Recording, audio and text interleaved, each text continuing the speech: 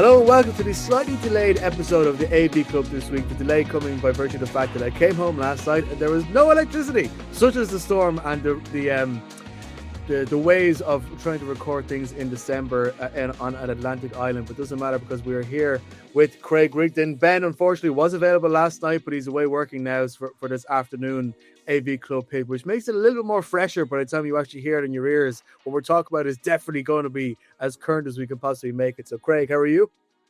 Yeah, good. Thank you. Good. Looking forward to getting into some of the talking points because there's some interesting stuff today. Yeah, some really interesting stuff. It's funny, like I was scrolling through the old tweet machine this morning, and I saw somebody making obviously a few interesting points around the whole Phillip Rivers thing, which we'll talk about later on today. But I think let me try to get the exact way in which they put it. Phillip Rivers is back. The Patriots have 11 wins. The Cowboys are average. Joe Flacco is slinging it. There's drama in Philly. Matt Stafford is a stud. The Seahawks defense is nasty. Aaron Rodgers in the 4th seed and the Browns and Raiders are eliminated. Your childhood isn't over yet. It feels like so much just that we thought we moved away from in the league. It hasn't moved away from it. Phillip Rivers being one of those crazy stories. And that's something we'll talk about briefly. Not briefly, I think in depth after this. But first, a reminder that the AV Club comes to you in association with the TapHouse Bar and Grill in Ranelagh. Make sure you go there to watch RedZone for 6 o'clock every Sunday. And of course, have a few watch parties as well. I don't know if anybody saw the thing on the internet, by the way. Tom McCormick, who, as many of us know, is involved in Steelers Ireland, was there doing push-ups in the bar. I can't remember exactly what it was they're raising money for. But I was like looking at Tom McCormick, who is a man like considerably, older than myself, but he's doing. I hate doing push-ups. I can't stand push-ups. I can't even stand doing fake push-ups. And he's there doing it in a Steelers jersey, the pumping. I was like, "Go on, Tom. There you go. He's got it." So, nice bit of dedication there. But it's the other team in Pennsylvania we have to talk about, Craig, because the Eagles have now lost the last 3 games they've played, losing a bizarre one, against the Chargers here. We'll get to the play of the night in a second. When Jalen Hurts managed to get the distinction of being probably the first player ever to turn the ball over twice in one night. But there's a lot of really sloppy things going on here, where the Chargers ended up coming out with a victory. Let's start with the Eagles first. I think that is as much as we always tend to talk about losers more than winners in this league, the Eagles is the bigger storyline here. And people were saying going into maybe 4 or 5 weeks ago that the Eagles are this year's Chiefs, and that even if they don't necessarily play the best, they find ways to win games. And that's just not how it's working out now. Missed field goals, interceptions, turnovers. They allowed the Chargers to come in, and in the last play of the game, they threw a pick instead of a touchdown with the chance there to go and win it. There's a clutch gene that's missing in Kansas City, and I feel like there's a clutch gene that's starting to go loose in Philadelphia as well. Really strange that you've got the 2 teams that played in the Super Bowl last year really starting to struggle. Obviously, the Eagles, maybe not as much as the Chiefs, just because of the fact that they were able to string some wins together before they started to have a mini collapse. And little pat on the back to myself and Ben for calling them out on Fraud Watch a couple of weeks ago and actually getting something right for once. In fairness, he did, and I've been proven wrong on my Broncos pick. So yeah, no, you're totally right.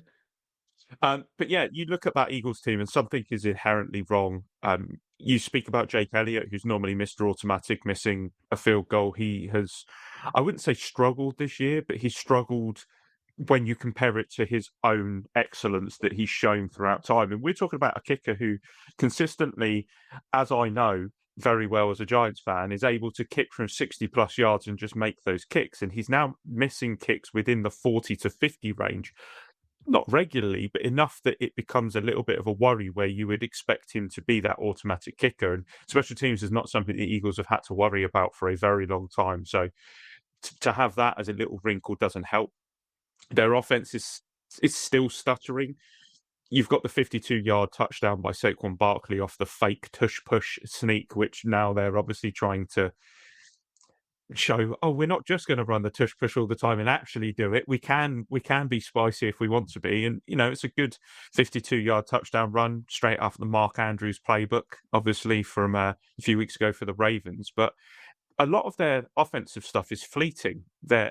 They have they land body blows against the Chargers, but they seem to land it when they were in a hurry up offense. It didn't, when they were meticulous and kind of overthinking things a little bit, it seems to stifle them. They almost need to constantly be on the go, and whether that's because it then forces their offensive coordinator just to make those snappier decisions that maybe it shows that he's second guessing his own team. I don't know. Defensively, they're keeping them in games. Outside of the Bears and the Cowboys losses, they've actually been a very, very good defense. They've generally stifled teams to low point outputs. They didn't allow anything more than 3 points after that 80-yard touchdown drive to open the game for the Chargers. They kept forcing field goals. They kept forcing punts. 7 sacks by 5 different players. The defense is cooking. The offense and special teams just feels like a dropped lasagna on the floor at the moment. Very much. I think it's a great point you make about the defense. I mean, there's a couple of times where every time the Chargers tried to go for something deep, Cooper DeJean is there batting it away. It felt like Herbert was under a lot of pressure. There was one interception, and look, the Chargers give up a lot of interception and turnovers as well. Let's not let that be lost in the storyline of this game. There was one where the managed to sort of cock his arm as he's making the throw. Herbert had to operate under a lot of pressure. Now, I thought he did so relatively well and that he was accurate, if not explosive. So the Eagles' defense is not the problem. We're definitely not hitting the panic button there. But, I mean, in terms of the confidence that your offense hits, let's just play a little bit of the commentary I have of the interception heard around the world that ended up being another interception. This is Kevin Harlan on the radio commentary explaining it for anybody who didn't catch the highlights. In the shotgun formation, Hurts looks over the defense, shotgun snap, 5-man rush, blitzes on, pass. It's intercepted up the middle at the 20. Coming to the near side, 25. Then the player's hit. The ball's yard free. Hurts picked it up. He loses the ball. The ball's rolling near sideline. Recovered at the 45. It looks like as they try to untangle the bodies, the Chargers have gotten the ball. Stopping the drive by Philadelphia. I love Kevin Harlan so much. He's such a fantastic commentator. He just illuminates everything. I think it's why he's brilliant on the radio comments. But I think watching that, it's almost like there's another sloppy play. Like the stat sheet will read that Jalen Hurts gave away 4 interceptions. There was a play early in the first half where he really could have given away another one, but it ended up being the interceptor from the Chargers. The ball can hit off the ground. There was one interception I wouldn't put at Jalen Hurts' door. Was clearly A.J. Brown. The pass is a little high. But A.J. Brown, if you're going to keep whinging with the ball not going his direction, if a ball is coming maybe a few inches above your head, you go and catch that. He let it slip through his fingers, and it goes into the defender's fingers. I think I'm right in saying there was a part in the second quarter where over the course of 11 plays, there was 5 turnovers between the teams. And that's not including the fact that there were 3 turnovers in one play. That one I just played there. Hurts gives the ball over to the Chargers. Chargers lose it. Hurts has it again. He fumbles it. And the Chargers end up falling on top of it. It's like a sloppy game of rugby. And it just seems like it's very not... It's difficult when the execution levels aren't there. And like this is a game where Saquon Barkley managed to get over 100 yards, which he hasn't been able to do a lot this year. Like you say, he had that touchdown, but he was a bit more efficient outside of that as well. I don't want to start sort of going on hot takes about Hurts because, the more we've dumping the Eagles now, the more likely it is that they're going to end up playing in the NFC Championship game. That's just the way that things have been in Philadelphia. But it just seems this seems even sloppier than sloppy periods they've had in the last couple of years when they've had these mid-season dips before getting it together for the wintertime. Almost feels like Jalen Hurts is starting to try and put the team on his back, a la an Allen, and he just doesn't have the intangibles really to do it by himself. He has been very good. He's been efficient, but he's had the supporting cast. Now the supporting cast is starting to fail him slightly. It does feel like Jalen Hurts is one of the cleanest quarterbacks out there who never gives up an interception, is now being proven to be a player who actually has done quite well in the system. And now that is his hands being forced, the mistakes are starting to come in. Now, I didn't check the stats before this, but I would be quietly confident to say that the 4 interceptions that he had last night were as many as he's had throughout the entire season. It's got to be close because I know he's been very, very protective of the ball throughout the season. So I just feel like the mistakes are starting to kick in because the pressure's starting to ramp up. And although that pressure was there last year, they had the kind of leadership there to kind of set everyone down and say, look, this needs to stop now. And it obviously worked. For whatever reason, that hasn't happened this year. And it feels like they're slowly coming off the tracks. And the only thing that really helps the Eagles in a way is the fact that they're in a division that's struggling at the moment. Obviously, the Cowboys can still catch them, but they're coming off the back of a bit of a disappointing game against the Lions. The Giants and the Commanders are nowhere to be seen, so there's no issue there. But in a stronger division, the Eagles would probably suffer, and it could be the one thing that hurts them when it goes into the playoffs is the fact that they're going to come up against these teams who are going to be able to punish them for the mistakes, despite how good their defense are playing. Yeah, the NFC is especially strong. I mean, you don't want to face against the Rams or the Seahawks or probably the 49ers or the Bears or the Packers or the Lions when there's these levels of inefficiency. You do make a very good point about Jalen Hurts' touchdown interception ratio. His TD to interception ratio for the year so far is 19-6, and 5 of those 6 interceptions have come in the last 2 games. So until the one he threw against the Bears and the 4 he threw last night, he has been very, very protective and clean with the ball. So I think that is worth saying. There's a large overview, but I mean, we have to overreact whenever the Eagles go 0-3 because that's what everybody in Philadelphia does. I hope that it's only eggs being thrown at Kevin Patullo's house this week. Before we put a pin in that game, though, let's talk about the Chargers here, because there's a couple of teams who just over the course of the season play good football, but have slipped under my radar personally slightly, and that's the Chargers, because the AFC West talking points have always been about the Broncos, going for it and still managing to eke out these close wins, or when are the Chiefs going to finally spark to life? And they haven't sparked to life. The Chargers sitting here, they're 9-4. We know they have problems with their offensive line, but Herbert is still looking relatively clean. He wasn't fantastic, 12 of 26, 139 yards, a touchdown and an interception. The rushing game never really got going either.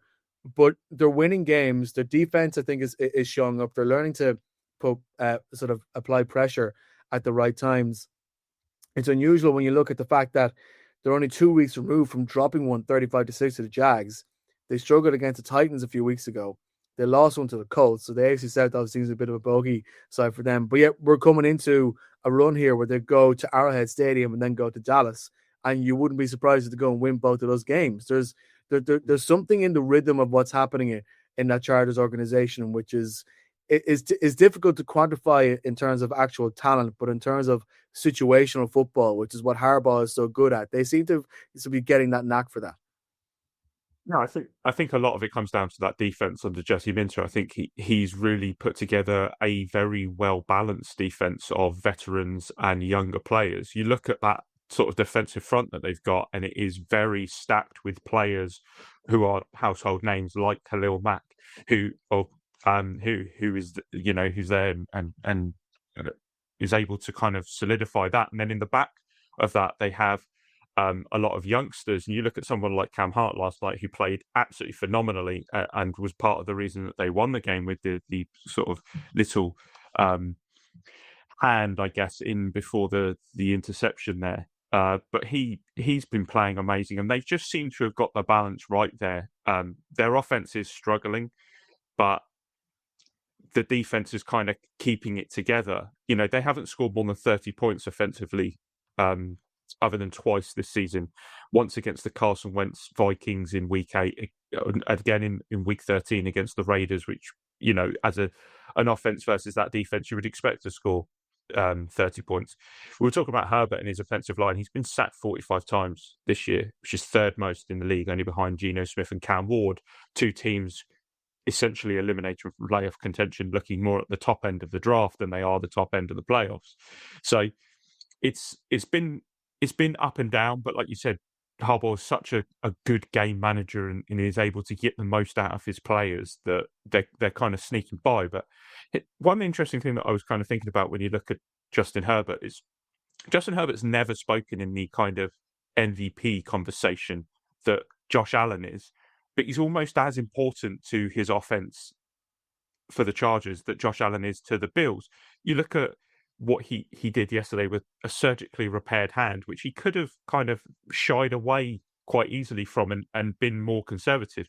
But he rushed 10 times for 66 yards, was the Chargers' leading rusher. And the amount of times he escaped through the pocket and wasn't scared to kind of just crumple and protect himself was ridiculous. Like, he's literally putting his body on the line. He's out there with a plate and screws in that hand and still performing to a level that at least can get them over the line if it's not, as impressive to blow out teams. Yeah, very, interesting point. And look, it would be interesting to see to what extent that he can sort of throw and win games by himself in later points of the season. He might have to in the way that we are seeing Josh Allen do. Let's move on to talk about the Phillip Rivers situation. We go from one Chargers quarterback, MVP, running for their first title, to somebody who, when the Chargers were good in the late 2000s and the San Diego Chargers were good, their quarterback, when they managed to win AFC West titles, was Phillip Rivers. Now, Phillip Rivers hasn't played in the National Football League since the COVID-19 pandemic meant that his last game in Buffalo, New York, was played in front of, I think, no fans. And he's been sitting around on the couch for the last 4 years. I think he's been coaching, in fairness, at a high school level. And the Indianapolis Colts, who don't have Andy Richardson because he's been injured for the year, don't have Daniel Jones because he got injured in Jacksonville on Sunday, and now even Riley Leonard, their backup quarterback, formerly of Notre Dame, he says he's carrying a knee injury here. So they've gone for the guy who played for the Colts at what we thought was the tail end of his career when he was 40, and now he's 45, and to go up against a Texans defense now this week that I heard some people suggest that the idea of putting Phillip Rivers on the field against that Texas defense is some form of elder abuse, which it was a classic kind of internet sort of, going too far with the joke. But I mean, it makes you think. You're sitting back. I saw somebody like comparing it to, remember in The Longest Yard when Nate Scarborough, Burt Reynolds' character, that says, "Do you know what? Screw this. I'm putting the helmet on and going out there and showing these kids how to do it." I mean, like, it's such a bizarre place. We were sitting here in this podcast, 6 weeks ago, talking about, looking forward to the Colts and talking about how great their ownership has been. And now, in a situation when they've given away 2 first-round picks, they look like they're having a bit of a quarterback crisis, and their season is going down the toilet really, really fast.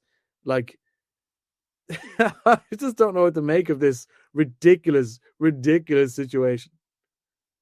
When the news first broke that he was going in for a workout, I think there were a lot of eyebrows raised, especially when you say the last time he played a game was the 2020 season in that playoff game against the Bills, where he was actually pretty good in that game. So I went back and had a look at his stats. It was 307 touchdowns. It was a 27-24 loss against the Bills in that playoff game. And that season, he actually put up very good numbers for a 40-year-old: 4,169 yards, 24 touchdowns to 11 interceptions, took the Colts to 11-6.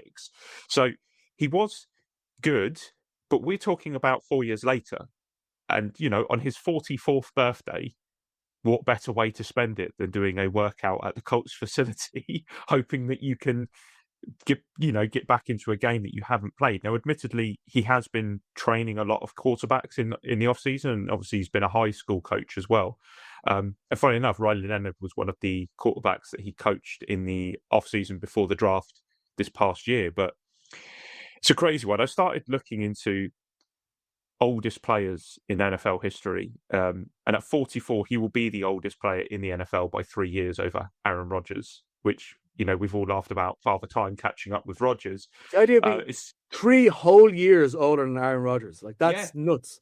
Without any rhythm of the league in the last 5 seasons of your life, like no.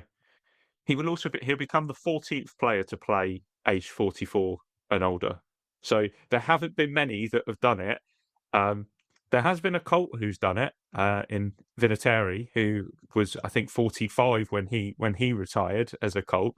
But the oldest was a Raiders player in 75 called George Blanda, who was 48 when he was quarterback. So he's still got 4 years to play until he does that. But there's something ironic about a man who sat on the couch for 4 years finally getting towards his Hall of Fame eligibility and going, "Now we'll just extend that a little bit longer." That's what I mean. He's after resetting the clock. He's going to have to wait another 5 years before he gets into the Hall of Fame. Like, what's this? Does he just not want? He doesn't have any room in his wardrobe for the gold jacket. Like, that's another aspect of it. So, like, it is. I know it's obviously people find it very funny that, it's typical in sports media when we're like, when you turn 30 and you're like, I have my whole life ahead of me. And then you let's listen like sports media and we're like, this man is the oldest player in the league. It's a miracle he's still alive and he's 32 years old. And that's just how we're talking about somebody in their 40s. Of course, like the sports science and everything else. But I want to know the rationale from the Colts point of view as to why this decision has gone. Because there has to be, like, I can't think of names off the top of my head, but there has to be somebody in the realm of undrafted rookie who could be worth a shot. Somebody who's had a time in the league recently, but at least is in is in the age range where you can at least give him a go for one game once Ryan Leonard gets back fit. I mean, why? Obviously, there's familiarity there because he was in the building, and maybe people are looking at Joe Flacco, who of course is a Colt last year, and saying, these old guys who have experience in the league, maybe that settles the locker room and it pushes them forward. And it's the presence you need rather than trying to make, some 22-year-old who's never played work. You might as well get somebody who knows what it's like to play in the NFL. But the gap between his last game and this game is so large that I think it just erodes any rationale for going for the veteran head here. I don't know if I'm being too dismissive there. No, I think it's a fair shout. Obviously, they've got Brett Ripon on the practice squad, who they could have brought in if they needed to at a push. And like you said, Ryder Leonard's got a knee injury, PCL strain apparently. But I was just having a look at Spot Track, who have a list of all of the sort of free agents who are still available and still out there. There are only 3 players under quarterback that are still available: CJ Beathard, Jeff Driscoll, and Jake Fromm. Now, I probably would take a risk on Phillip Rivers over those 3. When you put it like that, yeah. I don't know who's on practice squads, because obviously they do have the option of signing a quarterback from a practice squad. I don't know who's out there. Obviously, a lot of teams now are starting to carry 3 quarterbacks on their main roster and not many on the practice squad because of the emergency quarterback rule that's in place. So maybe it is a lot more slim pickings because there are more quarterbacks under contract nowadays. But this is the route they've gone for. It just does feel like an odd one. I mean, did they put the feelers out to Brady? You might as well. Although the idea of Tom Brady playing for the Colts, I think, would piss off both. I don't think anybody would be happy with that. I mean, obviously, like Brady is a part owner of the Raiders. He's in the Fox booth wearing one glove. Did you see that like during the Bears Packers game? He was talking so during the Bears Packers game. This bit wasn't shown on RedZone, I don't think, anyway. But he was there talking about.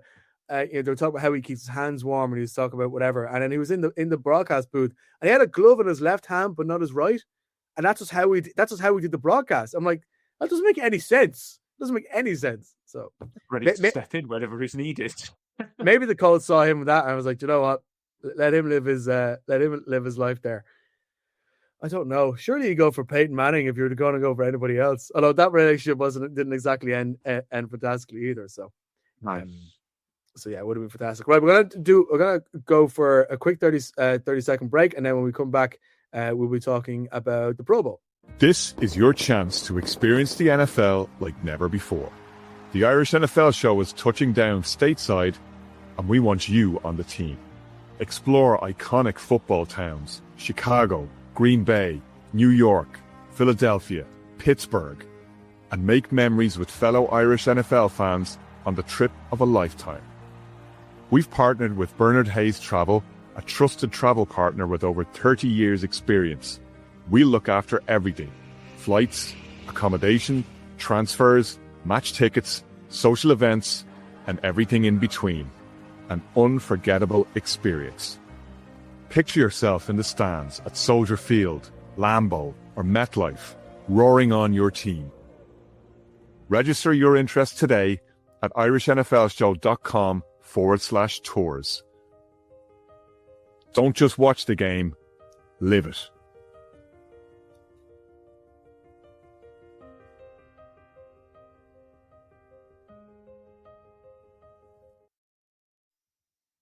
Yeah, so really delighted to announce that we will be going on tour in 2026. It's already been a great expression of interest, but if you want to be a part of that, you can register your interest in IrishNFLshow.com/tours. Craig and Ben as well. Ben isn't here for me to give praise in person, but they're doing fantastic work in terms of helping setting that up in the background over the last few days from the team. When I say the team, I feel like it's everybody in the team except me. I haven't been as hands-on with this project as I've been working on other things. So fair play to you guys. That looks fantastic, and I mean, all the stuff there is lining up really, really well. I'm interested though, like if you were hypothetically, right? And I'm not trying to like book you on the trip or anything, but like if you had to pick like a two cities, you were hitting like the Thursday and Sunday. What's your dream combination? You know, in a dream world where you were the NFL commissioner and you could put in the schedule to suit your needs. See, I'm lucky enough that I have been to MetLife a few times, and as a Giants fan, so I think that kind of pushes that to one side. And I'd look at the wider NFL because, at the crux of things, the NFL as a whole was what I got into before I became a Giants fan. That came probably 8-9 years later.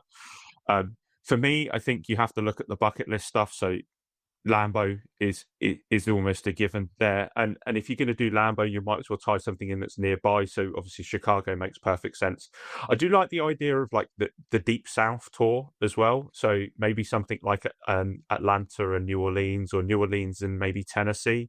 In Nashville, I think that those two are quite cool ones. But I think Lambeau just pips it because I think that you've just got the history there, and as somebody who likes the NFL as a generalized thing as well, I don't think you can pass up history like that.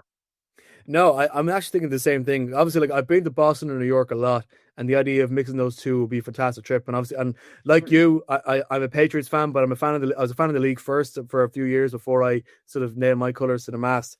But the idea of going over for like from a stadium point of view, Minnesota, then Green Bay, because you're the best new stadium in the league and the best old stadium in the league in the same go. But then, of course, Chicago is a city I've never been to.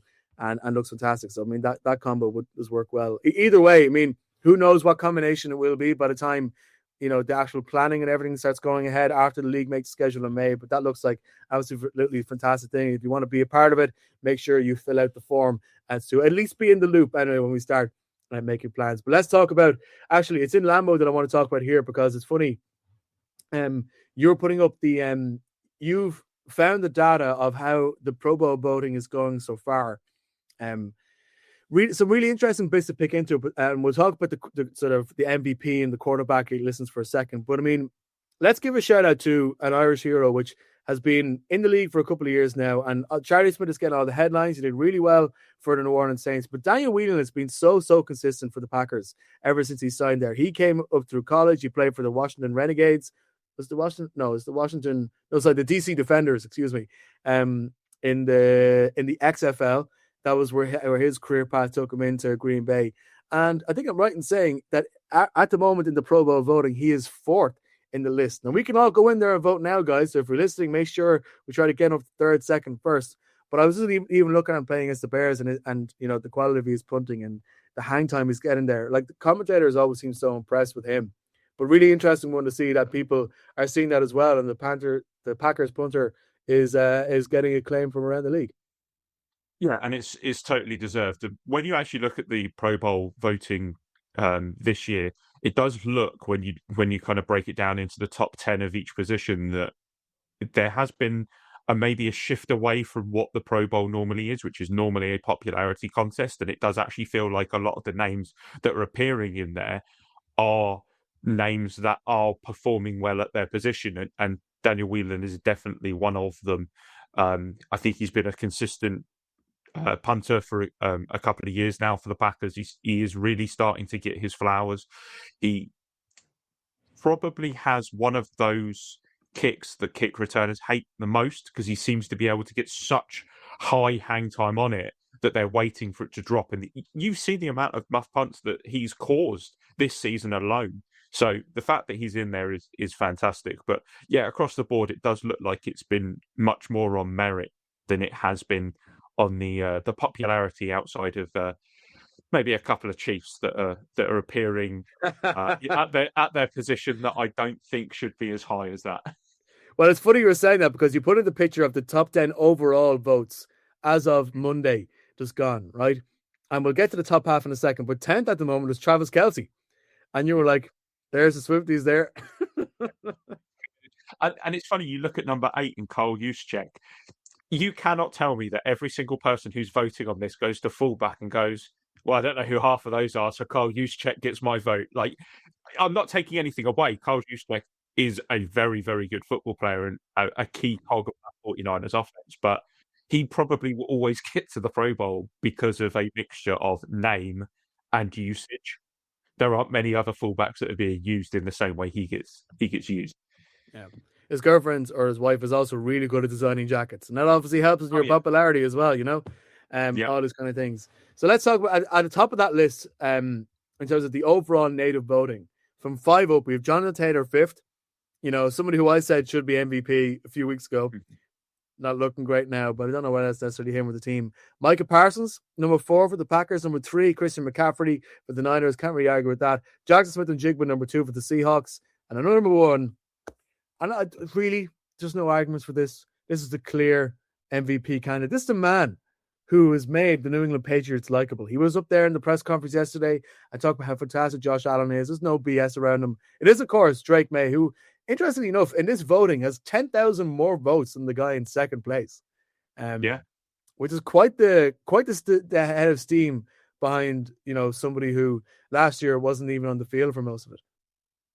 Yeah, absolutely. I mean, he's really lit it up, I think, from the performances that he's put on the field and obviously the touchdowns that he's now being able to make and taking the Patriots to the record that they're on. I think you can't not go for Drake May at quarterback. And you look at the list of the rest of the top 10 at quarterback. Stafford, number 2, absolutely deserved. Allen, number 3, again deserved. Dak Prescott at 4. The Cowboys have struggled, but he has performed very well this year. Yeah, Patrick Mahomes at 5, and then Daniel Jones at 6. I'm not sure that Caleb Williams or Jordan Love are any worse than those two. Sam Darnold at 9 is a little bit of a surprising one as well. Patrick Mahomes has missed so many of his passes. There's so many incompletions that I wouldn't rank him above. We can argue about Daniel Jones, but over the course of the season, I definitely wouldn't rank him above Jordan Love, Caleb Williams, or Sam Darnold. Jared Goff, okay, maybe he's at that level, but I feel like that's his maybe in the voting, his popularity might be inflating the reality of him on the pitch. Yeah, and the only other, I looked through the top 10 at all of these, and I think a lot of them are on point. I think a lot of them are, like I said, very, very much on merit. It's nice to see from a Giants perspective that Brian Burns is getting his flowers and being the number 1 edge rusher there. The one that really surprised me is wide receiver. Okay, now Jackson Smith and Jigba at number 1 is fine. George Pickens at 2, okay. I'm not 100% sure on that. Puka Nacua at 3. But the fact that you have a top 10 there and it doesn't have Devontae Adams in it is baffling to me. I think Devontae Adams has been an absolute key part of that Rams offense. Is he worse than number 10 CD Lamb, number 9 Romeo Doubs, number 8 Drake London? Drake London hasn't played for like 6 weeks. That's the one that stuck out to me, Drake London, and being in that list. But it doesn't make as much sense as some of the other names. Obviously, we can argue about the sort of, like, I'm glad to see the Taylor McMillan and Micah Ibuka are getting their flowers, even though Ibuka has missed a couple of games. But when he has played, he's been so good. I agree with that. I feel like that's an unusual one. I'm just trying to look through the forgive me for our YouTube viewers who are just seeing my face sort of like getting dug into the corner. But you honestly you want to see how small the writing is on my screen at the moment. Interesting that on the running side of things, Rico Dowdle has been ranked below Devon Achane. I think the recent run for the Dolphins might be affecting that. From the kicker point of view, Brandon Aubrey. I mean, how can we really argue against how well Brandon Aubrey has been? So there's a lot of really, really interesting stuff. Of course, the league honors won't be taking place until the week of the Super Bowl, but there's a lot of interesting guys. Who do you think is probably in the running for some of the sort of the like the main sort of everyone's talking about MVP being split between May and Stafford, and of course, still the rest of the year to go ahead. Offensive player of the year is probably going to be Jackson Smith and Jigba now. Am I right in saying that? Yeah. I would say so. Defensive player of the year is easy. It's Myles Garrett. Myles Garrett will break that sack record. He will. But it's funny you say that, because in the defensive end rankings, people have put Micah Parsons above him. You know what I mean? Like, obviously, Garrett, fair enough, he's above Hutchinson and Anderson Jr. and Danielle Hunter, but like Parsons is being ranked above Myles Garrett, and I think people are forgetting Myles Garrett is a unicorn in that Cleveland team. Browns team. Yeah, absolutely. And don't get me wrong, we're not saying at all that Michael Parsons hasn't played well on the Packers. He's been an absolute revelation for that defense. But Myles Garrett is a one-of-one player, and he will win that defensive player of the year. It just happens. The one thing that's going to be interesting is going to be comeback player of the year, because I thought Daniel Jones was a lock for that. I thought he was a lock, and I think now you're probably looking at Christian McCaffrey will win it. And then again, I think they changed the rules, I think, where you can't just come back from... You have to overcome adversity in some way, and I don't know if you can just be bad one year and then good the next year. Yeah, I was going to say, like comeback the injury.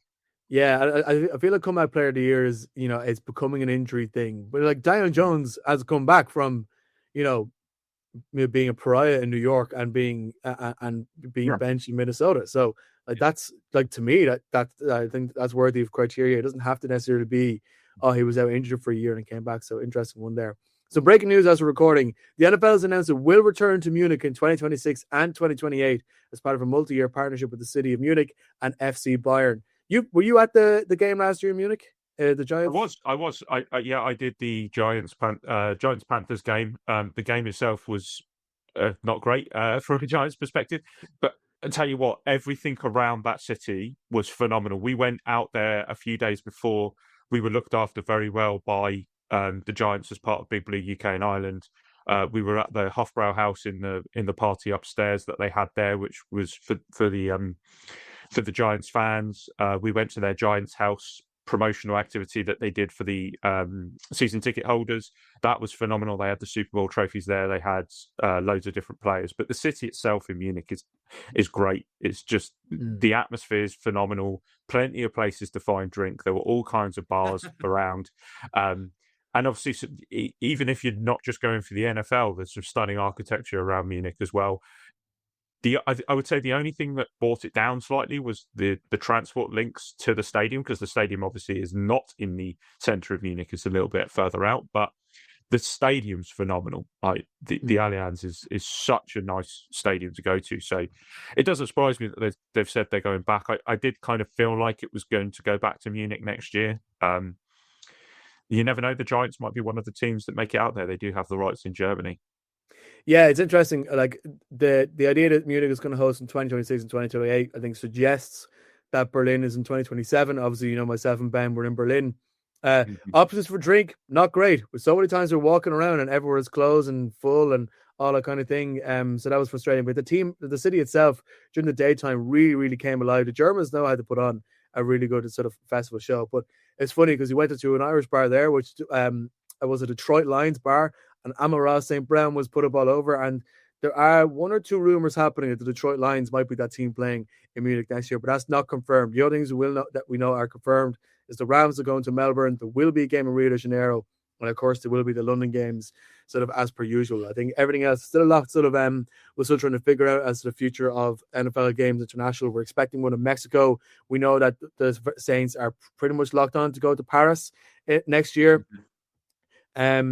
We don't know what the story is of Spain or indeed Ireland. We're still trying to figure out what's happening there. I think even with all those games linked in the collective bargaining agreement, there is still room for games in Spain and Ireland next year, but we just haven't had enough clarity as to whether that'll be the case. But yeah. Anyway, that's enough of the Irish. And let's talk a little bit about the Fighting Irish at the very end of this, because the college football playoffs have been announced. We know that at the moment, the seeds are Indiana number 1, Ohio State number 2, Georgia 3, Texas Tech 4, Oregon 5, Ole Miss 6, Texas A&M 7, Oklahoma 8, Alabama 9, Miami 10. Miami making the playoffs is a big one here. Tulane 11, and James Madison 12. So Tulane and James Madison obviously playing the group of 5 things. They both got their place in. It's funny because if you look at the college football rankings, Notre Dame are 11th, but they haven't been given a spot in the college football playoffs, and that has caused a lot of consternation in the world of college football. And see, Notre Dame decided they're not going to be bowl eligible, which is, led to one of the funniest tweets I've seen. Amazing to see that Catholics pull out, not necessarily their normal thing. I let people sit with that joke. But then you go on the Dan Patrick show, and their athletic director is coming on and saying that they had an understanding. I don't know if it was necessarily referred to this year or next year, that if Notre Dame were in the top 12 in the college football rankings, that they would get a spot in the playoffs. That was what the athletic director is saying. There's been a lot of back and forth between the ACC, which is a conference that has links to Notre Dame, but Notre Dame is not in. They have a deal that Notre Dame plays a lot of ACC opponents, but they're not happy with the way the ACC have acted here, because Miami, who didn't play in the ACC championship game, still managed to get into the playoffs here. College football is college football. Trying to figure out a playoff system in college football is going to be crazy. We thought that the expansion from 4 teams to 12 teams would mean that people wouldn't be complaining, because, hey, it's, your Florida States, like was happening 2 years ago, they would get a chance to get in the playoffs anyway. But no, you're kicking the controversy further down the chain, and this Notre Dame stuff has really, really blown up this week, and is probably, from an NFL point of view, has now put a lot of speculation that maybe Marcus Freeman might just want out of Notre Dame and not see the point in it, and try to look for a job in the NFL. So look, there's a lot happening there. I wonder if there's anything that you saw in the Notre Dame controversy this week. I think it's really interesting as somebody who's not who kind of flirts with the college game but doesn't kind of get all in on it just yet. It's something that I'm kind of getting more into as the seasons go by. I just think it is interesting that you can have a team like Notre Dame who have consistently performed, and yes, they have lost games this year. They haven't been perfect, but the fact that they didn't make it in, and then all of a sudden they just drop out of bowl eligibility. I think they were projected to go against BYU in the Pop-Tarts Bowl in Orlando, so they would have been in one of the more high-profile bowl games there, with the Pop-Tarts Bowl obviously getting its meme-worthy TV time, as it always does. Love the Pop-Tarts Bowl. In fact, if anybody from Pop-Tarts is listening, please sponsor the show, and we will go to the Pop-Tarts Bowl and make it the biggest thing you've ever seen in your life. It's the greatest thing. But you look at Notre Dame; they went 10-2. They lost to Miami, which obviously could have played a part in the rankings, and they lost to Texas Tech. Now Texas Tech were 12-1. Both Miami were 10-2. Both very good teams. You look at Miami. Obviously 10-2, they had that win over Notre Dame. They did lose to Louisville and SMU, who were both 8-4. So you can say that the level of competition that they lost against was lower than the level of competition that Notre Dame lost against. The weirdest one for me is the fact that Alabama made it in there at 10-3. They lost their opening game to Florida State, who are obviously my team, 5-7 though they finished. They lost to Oklahoma, who are 10-2. They lost to Georgia, who are 12-1. So they did have 2 higher profile losses in the terms of the games that played, and it was good. But I just think on the merit system, you cannot tell me that Alabama deserved to be in there any more than Notre Dame did. It's funny because in the AP, I got confused earlier when I said that in the college football playoff ranking, which is different to the AP top 25, Alabama are 9, Notre Dame are 11. But in the AP top 25, Notre Dame are 9, Alabama are 11. Miami are 10. They've presented their CV, and I think the fact that they won head-to-head against Notre Dame was seen, okay, you can come in.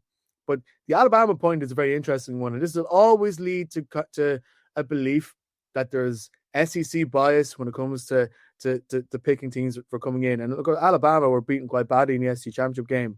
I'm not quite sure like the extent to which they were playing starters and stuff like that, but it all becomes into the web, and whether this is now some sort of ploy to try and get Notre Dame to join a conference, because of course they're still the last great independent organization. So I know there's a lot of Notre Dame fans here, and Kieran Boyle being one of them, who would have a greater skin in the game or greater knowledge here. So I'll be interested to hear what you guys think about all this, so make sure you mess in and let us know. But it's such an interesting thing that, especially when you compare it to the NFL, when everything's so, when your players can leave, when your coaches can leave, who's getting the playoffs and what you have to do to get there. College football, it's a different kind of thing. Well, it's the Wild West, isn't it? And I think somebody made a really good point in the terms of the people that they feel most sorry for are the seniors at Notre Dame and the players who are going to declare for the draft, because it does mean that their season ended without any of them actually knowing that it was going to end, and they don't get that send-off that maybe they deserve as players, especially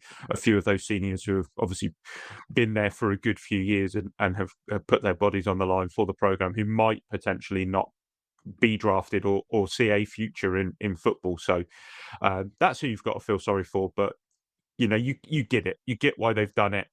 They have the luck, I guess, the luck of the Irish in the fact that they are not in a conference, so they will not be penalised for not attending their bowl game, and they obviously make enough money that they don't need the money from the bowl game either to go into their thing. So it is what it is. It creates an amazing little talking point for us and allows us to delve deeper into the intricacies of the college game. But yeah, very odd one. Very odd one. Yeah, I'm looking forward to those playoffs beginning as they begin next week. James Madigan, Oregon will be a good matchup. Oklahoma, Alabama. Will Alabama get their revenge and shut all the doubters up like you, Craig? Tulane, Ole Miss. I'm actually really hoping Tulane win that one. I just think it'd be such an amazing storyline, because I think both of those guys have lost their coaches. Tulane's coach has gone to Florida, and Ole Miss coach has gone to LSU. And then Miami, Texas A&M will be an interesting one as well. That's it for this week's edition of the AV Club. When we convene next week, we'll be reviewing one of the more intriguing yet not exciting yet important Monday Night Football matchups between the Dolphins and the Steelers. And I genuinely do not know what to expect from that match. I actually, especially talk about two teams who you can't read. Yeah. Yeah, absolutely. And the Steelers yet again are closing in on that 8-9, 9-8 mediocrity of just being steady. That sweet 9-8 record for Mike Tomlin. That's all he wants, even though he was definitely aided by a few very, very shady calls that went against the Ravens on Sunday. But that's enough about that. Right, I think that's it for this week's edition of the AV Club. Apologies for everybody who would normally listen to us on a Wednesday morning for coming you late in your fees. I hope this has made up for it. And for now, Craig, thank you. Thank you. And to all of you who are listening, thank you.